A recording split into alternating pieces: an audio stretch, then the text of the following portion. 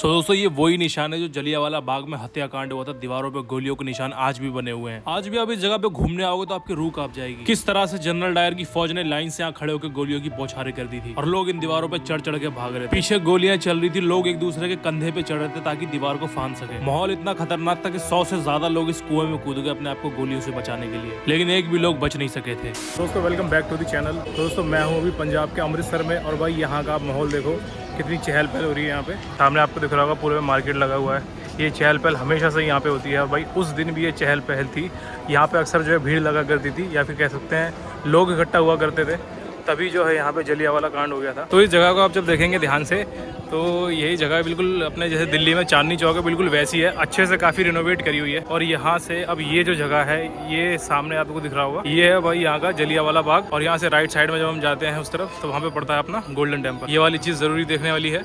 ये सामने आपको व्हाइट कलर की वो दिख रही होगी, यहाँ पे इसके ऊपर जो है बहुत सारे चेहरे बने हुए हैं। ये भाई वही सारे क्रांतिवीर हैं जो उस दिन जो है शहीद हो गए थे। भाई नीचे आप देखेंगे यहाँ बहुत सारे शहीदों के नाम भी लिखे हुए हैं और ऊपर यहाँ पे जो है चेहरे बने हुए हैं। और इसी के साथ में जो यहाँ पे बना हुआ है जलियांवाला बाग। अब भाई ये जो चौक है इसको थोड़ा सा ध्यान से देख लो, मैं बताऊंगा बाद में क्यों बोल रहा हूँ ऐसा। भाई यहाँ से जा रही गली चलते हैं इसके अंदर।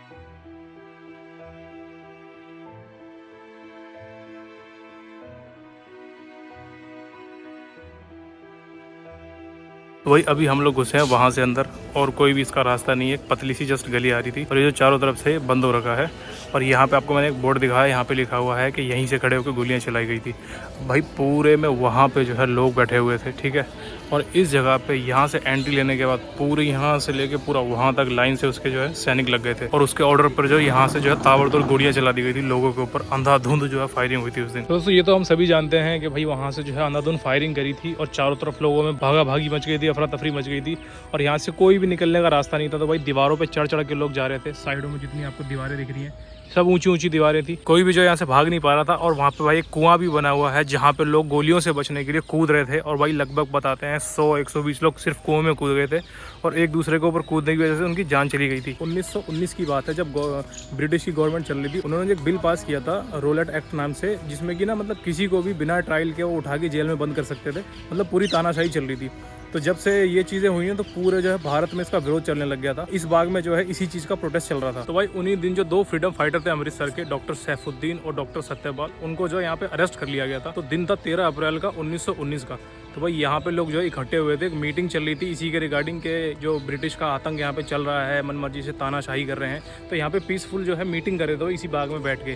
और ये चीज़ जो है जनरल डायर को जो है पसंद नहीं आई। उसको खबर मिली कि यहाँ पे जो है लोग इकट्ठे हुए हैं और जो भी वो लोग इकट्ठे हुए हैं उनका जो रोलेट एक्ट है उसके खिलाफ जो है यहाँ पे बातें चल रही हैं। तो उसको जो है बहुत ज़्यादा गुस्सा आ गया था और उसने ठाना कि मैं जाके सबको मार देता हूँ तो पूरे देश में जो है खबर फैल जाएगी, फिर कोई भी इकट्ठा नहीं होगा। तो भाई लोग जो है इसी बाग में बैठे हुए थे, बड़े बूढ़े बच्चे, यहाँ तक कि औरतें भी जो दूध पे आने वाले बच्चे होते थे उनको भी ले लेके यहाँ पे बैठी हुई थी।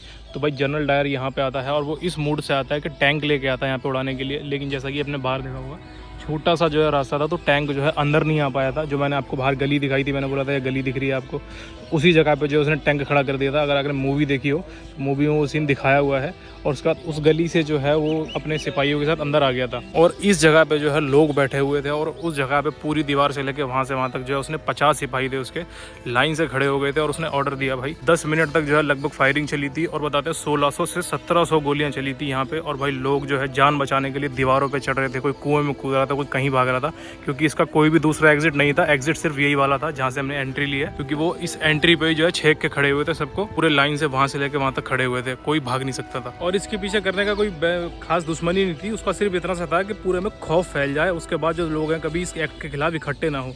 और पता है उस टाइम पे अदालत भी थी, लोग वहाँ पे गए, जनरल डायर से पूछा भी क्या कि तुमने ऐसा क्यों किया। तो उससे पता क्या बोला वहाँ पे कि भाई मैंने इनको ना सबक सिखाने के लिए बोला है, क्योंकि हर जगह इकट्ठे हो रहे हैं, ताकि जो है पूरे में जो है एक तरह से न्यूज़ स्प्रेड हो जाए कि भाई इस तरीके से इकट्ठा नहीं होना। ऑब्वियसली भाई क्योंकि जो है अदालतें भी उनकी थी, लोग भी उन्हीं के थे, उसको छोड़ दिया गया था। तो वे वहाँ से चलते चलते अपन आ गए अंदर की तरफ। ये दिख रहा होगा पूरा बाग बना हुआ है और भाई यहाँ बना हुआ है वो कुआं जिसके अंदर जो है लोग अफरा तफरी में कूद गए थे, भाग गए थे। तो भाई यहाँ आप देखेंगे यहाँ पे लिखा हुआ है 4 लैंग्वेजेस में। इसमें यह लिखा है कि लोग गोलियों से बचने के लिए इसी कुएं में कूद गए थे। यहाँ पे वो कुआं है और वहाँ पे जो है उधर गोलियों के निशान है पीछे की तरफ। यहाँ पे लोग खड़े हुए हैं, चौक पे लिखा हुआ है। फिलहाल इस कुएं को बंद कर दिया, शीशे वगैरह लगा दिए, फिर भी हम देखने की कोशिश करते हैं अगर इधर से दिखाई देता है तो। तो ये है भाई वो कुआं।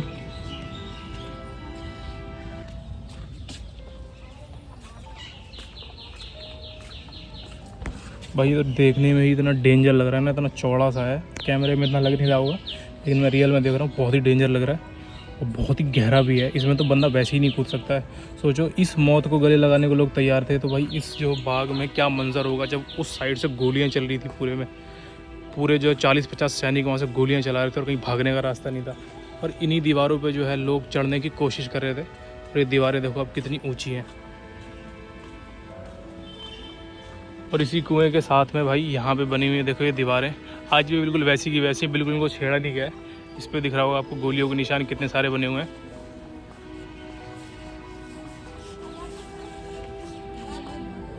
भाई वो दीवारों के छेद जो है इसमें आज भी मौजूद है, बिल्कुल वैसे के वैसे प्रिजर्व करके रखे हुए हैं।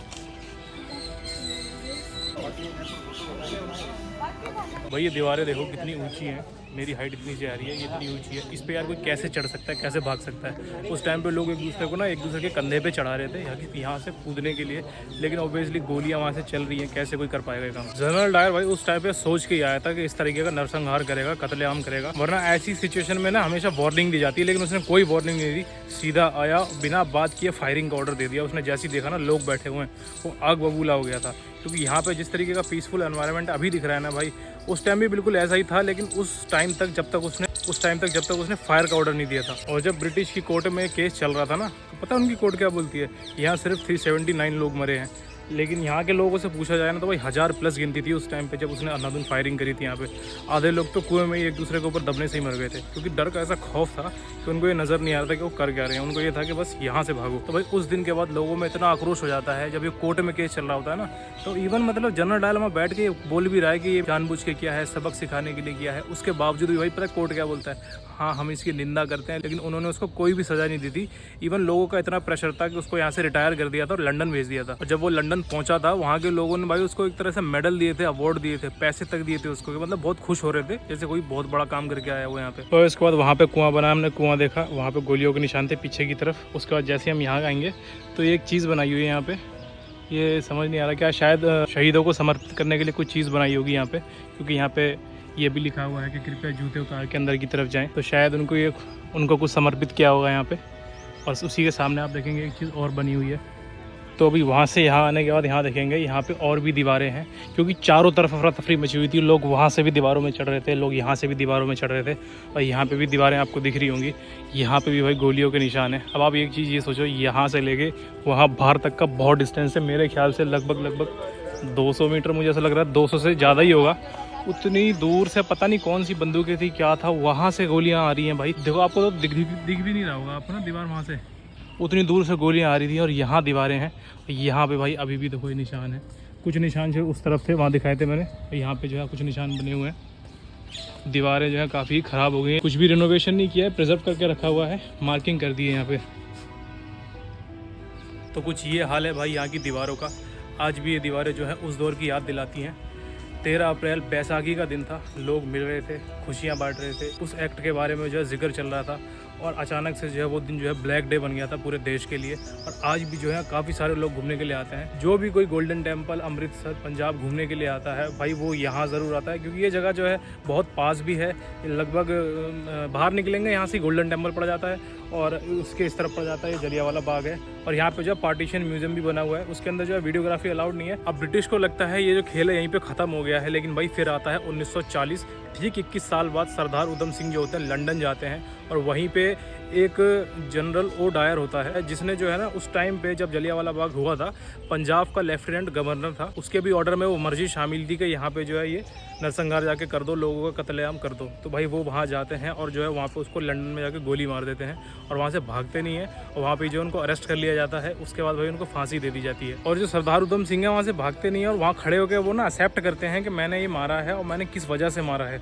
वो बताते हैं कि भाई जलियांवाला बाग का मैंने बदला लिया यहाँ पे, जो उन्होंने 21 साल पहले यहाँ पे किया था। वो वहाँ जाके बोलते हैं कि मैं 21 साल से जो इंतज़ार कर रहा था इस बदला लेने का, क्योंकि जो गलत काम ने मेरे लोगों के साथ किया था, मेरे लोगों का कत्लेआम किया था, और जिस तरीके से तड़पते थे मेरे लोग वहाँ पे ब्रिटिश राज में, उसका मैंने बदला लिया है। उसी के साथ जब वहाँ से आगे आते हैं तो भाई यहाँ पे कुछ बोर्ड लगे हुए हैं, कुछ थॉट्स लिखे हुए हैं। साल्वेशन ग्राउंड है, यहाँ पे आप देखेंगे दीवार पे मैं आपको एक बोर्ड दिखाता हूँ। यहाँ पे जीवन एक संघर्ष है, चाहे वह किसी मनुष्य का हो या राष्ट्र का। वो लिखा हुआ है सारे जहाँ से अच्छा हिंदुस्तान हमारा, हम बुलबुलें हैं इसकी ये गुलसिता हमारा। ये मोहम्मद इकबाल का है। वही ये जो है मेरे पीछे पेड़ है, इसी के नीचे जो है लोग उस टाइम पे बैठे हुए थे।